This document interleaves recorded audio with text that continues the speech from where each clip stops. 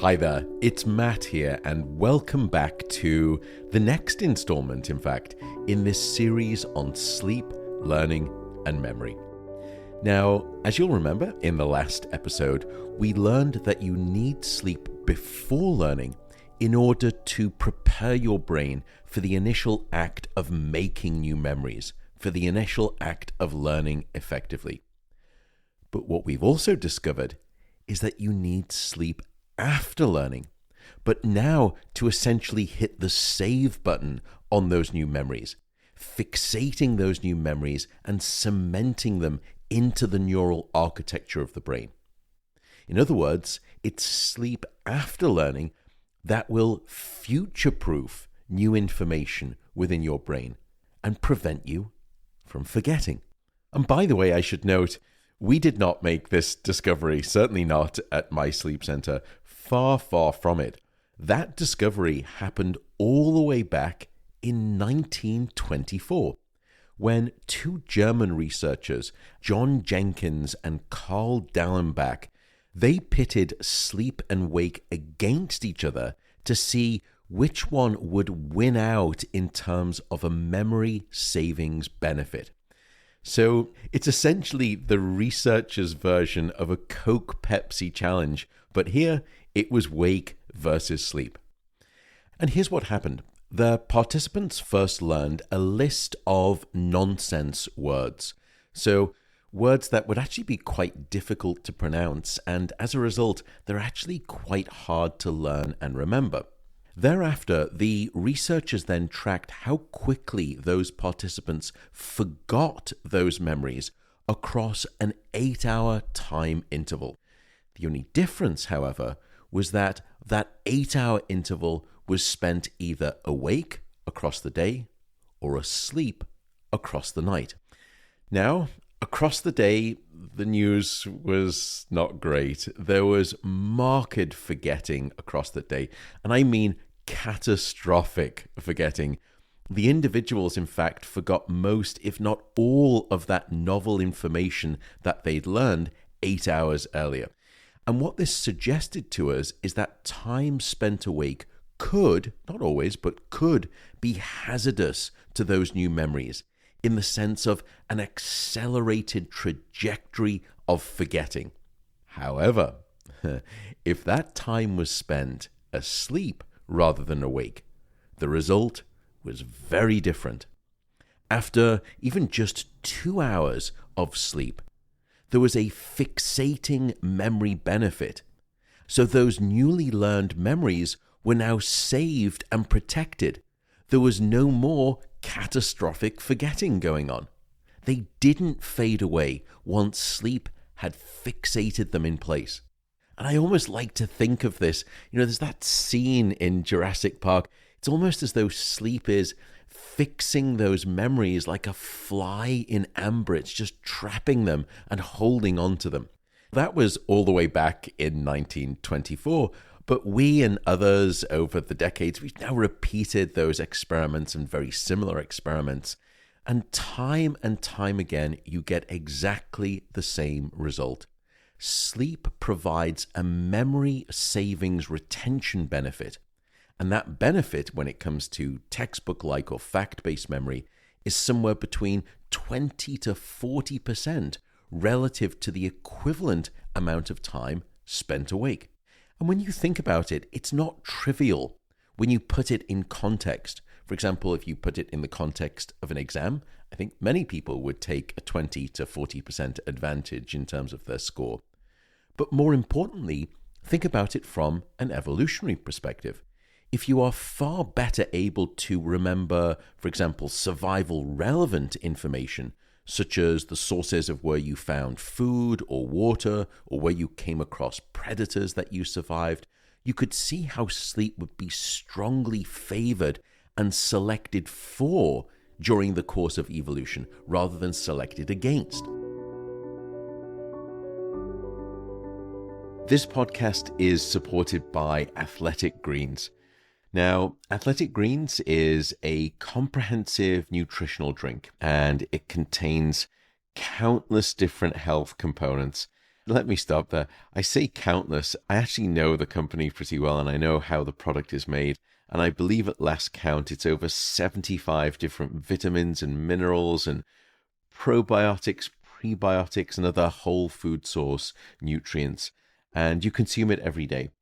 And I do drink Athletic Greens. And for the record, I buy my own supply because of all of the obvious sort of integrity trappings that come with free product, and I just don't want to get into that. So as I said, I know the company really quite well, including their stellar CEO, and I trust their creation and their manufacturing procedures. They've got all of the correct stamps, things like TGA and GMP stamps. Basically, they're rigorous.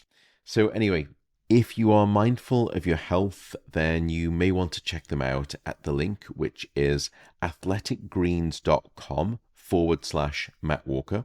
And if you use that link, you'll get some money off your first order and also some free travel packs. So that's athleticgreens.com/Matt Walker. Now, as you recall from our first episode, sleep is made up of many different stages. And you'll also remember from the first episode that we get most of our deep sleep early in the night and we get most of our REM sleep in the second half of the night.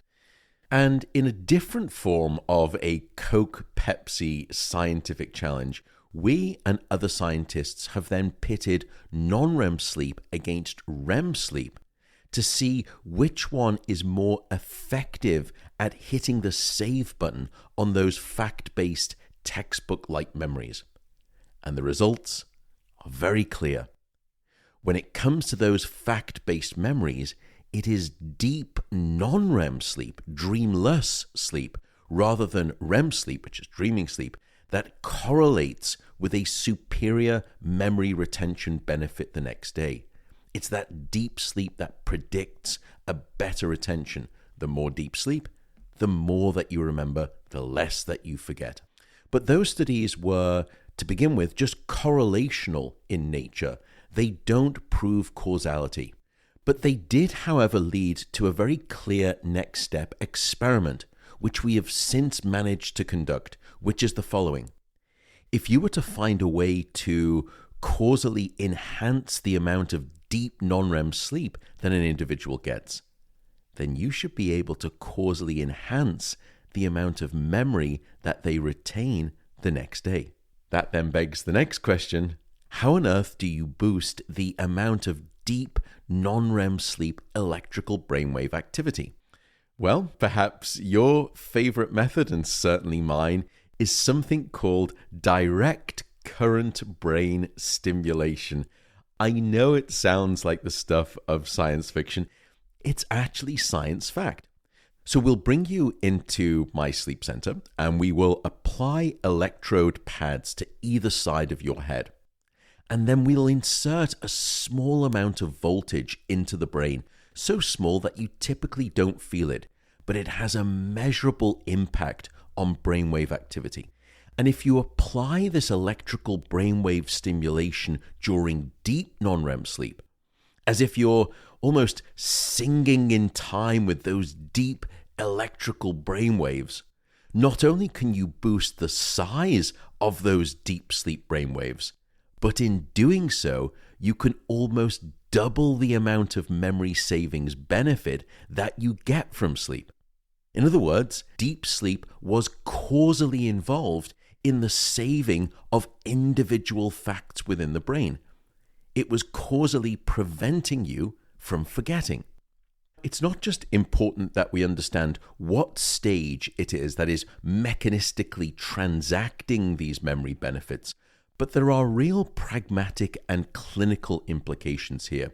And let me just tell you about one area that we've been moving this work out into clinically, which is the context of aging and dementia. It's, of course, no secret that as we get older, our learning and memory abilities begin to fade. They begin to decline.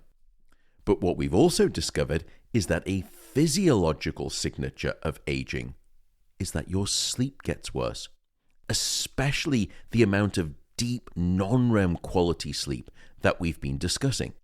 And only recently, we and others have finally published evidence that these two things of memory decline and deep sleep decline are not simply co-occurring, they are significantly interrelated.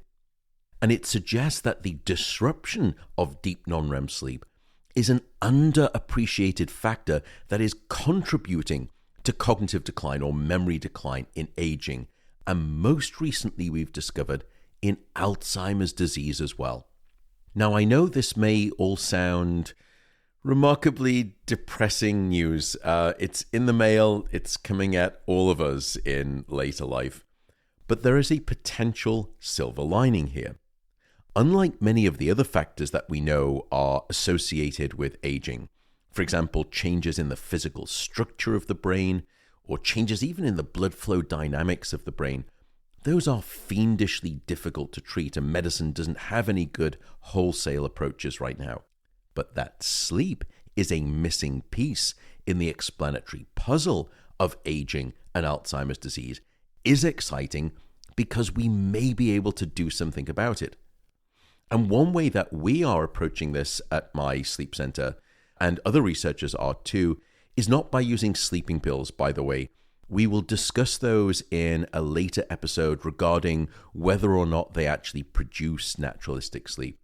But instead, we've been using that same method of direct current brain stimulation, one that helps boost the amount of deep sleep and had previously been demonstrated to boost memory in young adults.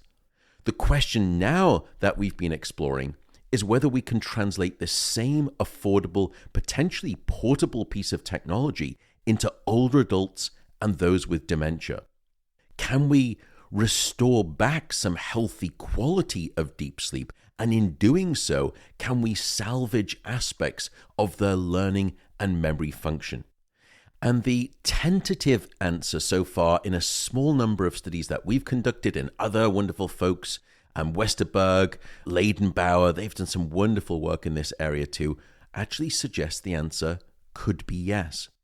Because if we apply this electrical brain stimulation method during sleep in older adults, almost as though we're using brain stimulation like a supportive choir to a flagging lead vocalist, we can indeed amplify the amount of deep non-REM sleep brainwave activity, as well as that sleep spindle activity in healthy older adults without dementia. And following this stimulation, not only, as I said, can we boost and bootstrap that deep sleep in these healthy older adults, it also led to those older adults being able to save and retain significantly more information within their brain. A sponsor of today's show is Inside Tracker, which is a service that will come to your home and they will analyze your blood and your DNA to know precisely what's happening inside of you, hence the name Inside Tracker. And they analyze your blood and your metabolic and your hormonal health metrics, and then they suggest lifestyle changes to improve your health. And since folks have asked on social media, I actually run a screening panel once every 3 months, so once a quarter. I even use my own link, insidetracker.com/Matt Walker. They have extended their Black Friday, Cyber Monday deal for listeners of the podcast for the first few weeks of December. So if you use the link insidetracker.com/Matt Walker, you'll get $200 off the ultimate plan and 34% off anything else in the store. And yes, I think I'm probably going to use that myself. So again, that's insidetracker.com/Matt Walker. And there's even a first very small clinical study led by Leidenbauer and colleagues reporting the same sleep boosting benefit in patients in the early stages of dementia. These are patients who suffer from mild cognitive impairment, or MCI. And what we've discovered is that for some, not all of the memory tests, but some of those memory tests, once you supercharge their deep sleep, it is also associated with significantly better memory retention as a consequence.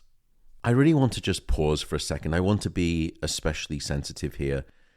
Many of you listening will, like my own family, in fact, have someone who is affected with dementia, including Alzheimer's disease. And I don't want to give any sense of false or premature hope here. I would say that the results are encouraging, but many more clinical trials with large numbers of patients are needed. It's going to take some years before we can even start to entertain that most precious and also potentially dangerous of all things that we call hope in this regard. So with that, I will go back over what we've learned today, which is that first, there is, just like you need sleep before learning, a critical need for sleep after learning to consolidate and therefore retain that information within your brain so that you don't forget.